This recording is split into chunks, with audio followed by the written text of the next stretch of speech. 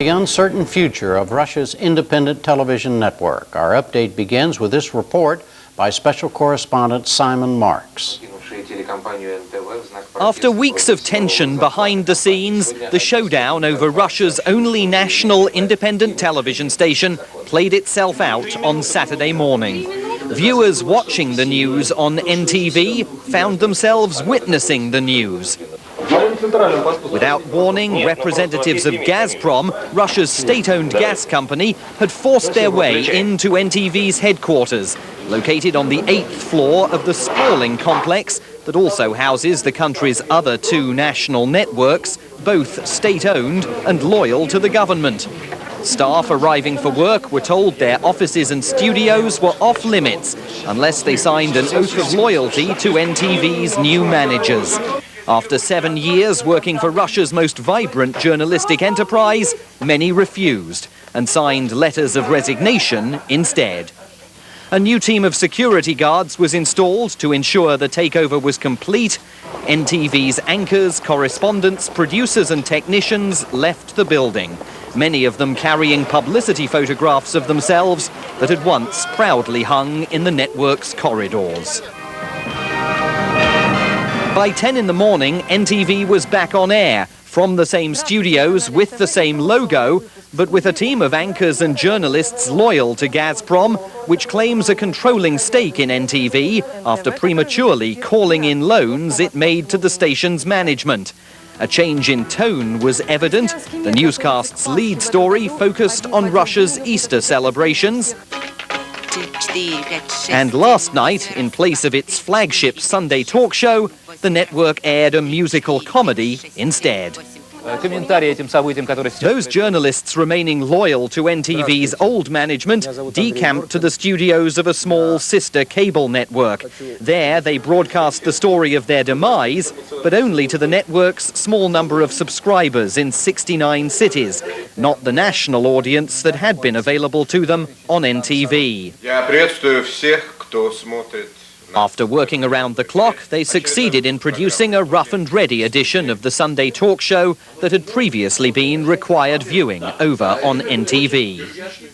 Yevgeny Kiselyov, formerly NTV's general director and chief correspondent, a man often described as Russia's Walter Cronkite, was caught unawares by the Gazprom takeover. For the past 2 weeks, he's led a rearguard action aimed at preventing Gazprom from seizing control of the network. Large demonstrations in support of Kiselyov and his team followed a board meeting at which Gazprom claimed it had won a controlling stake in the network, a move that still faces legal challenges in Moscow. On Friday, Kiselyov flew to Spain. There, he was meeting NTV's founder, Vladimir Gusinsky, who fled to Spain after the Russian government charged him with embezzlement. Mr. Gusinsky was once one of the most powerful men in Russia, his media empire commanding huge influence and prestige in the Yeltsin era. But since last year, it's been the target first of commando raids, then of a government-led onslaught over still unproven financial irregularities. An onslaught Mr. Gusinsky insists is politically motivated and aimed at silencing a stable of media holdings often critical of the Putin administration. We really did not believe that the other side is going to attempt a hostile takeover with the use of force. And we were sitting for a whole day discussing different alternatives. By the time Kiselyov returned to Moscow, the takeover was complete. At the studios of NTV, some of the staff who had decided to work on with the new management expressed cautious optimism that they would be allowed to work unmolested. But across the street, those journalists who had refused to work for the station's new owners vowed that they would fight on to keep freedom of speech alive. It's still not clear where the former NTV staff will find a permanent home. They've been offered the chance to work at TV6, a network owned by Boris Berezovsky, another Yeltsin-era magnate living in exile. Mr. Berezovsky and Mr. Gusinsky have not had friendly relations in the past, but both find themselves out of favor in the Kremlin, and they could team up to keep at least one media thorn in President Vladimir Putin's side. But even if that plan works, and programs like the satirical puppet show Kukli, which poked weekly fun at the Russian government, do return to the air, TV6 does not enjoy national coverage and may never command the influence of NTV. It was that influence, derived from the network's unstinting coverage of the first war in the breakaway region of Chechnya, that made NTV such a potent political force.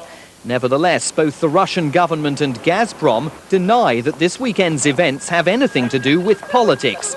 They maintain it's simply a business affair that reflects the normal workings of the free market in Russia. Boris Jordan is now running NTV on behalf of Gazprom, the state-run utility that offered to underwrite the television network's loans in the late 1990s.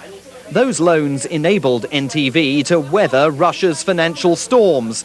But when Gazprom called them in earlier this year, claiming NTV's finances were in turmoil and that the money was being frittered away on corporate yachts and luxury housing, it threw the network's future into doubt. Last week, Mr. Jordan, an American of Russian descent who's worked in Moscow for nearly a decade, maintained that Gazprom sought a civilized outcome to the standoff. Today in Moscow, Mr. Jordan told the NewsHour he changed his mind because he heard on Friday that the staff were stripping NTV of its assets. The company owes money to everyone on the planet.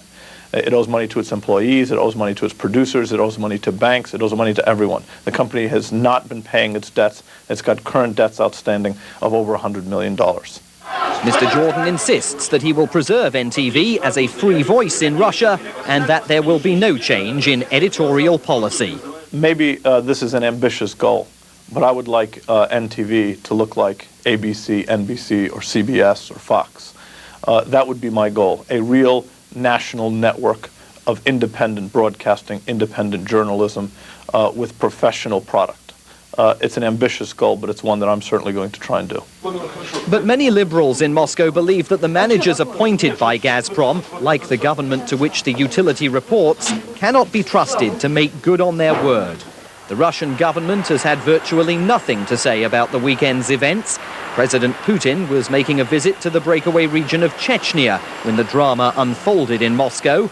Last week, after talks with German Chancellor Gerhard Schröder, the Russian leader insisted NTV's future was nothing to do with him. As clear as bright sky to everyone in this country that this is a political situation. And those who are saying that it's nothing to do with politics, it's just business, well, let it stay on their conscience. At NTV's headquarters tonight, the remaining publicity photographs of the network's former stars were being unceremoniously removed from the walls by the station's new managers. The network that changed the face of Russian television is still on the air, but many observers will be watching to see whether the final credits are rolling on its pugnacious, groundbreaking programming. Our media correspondent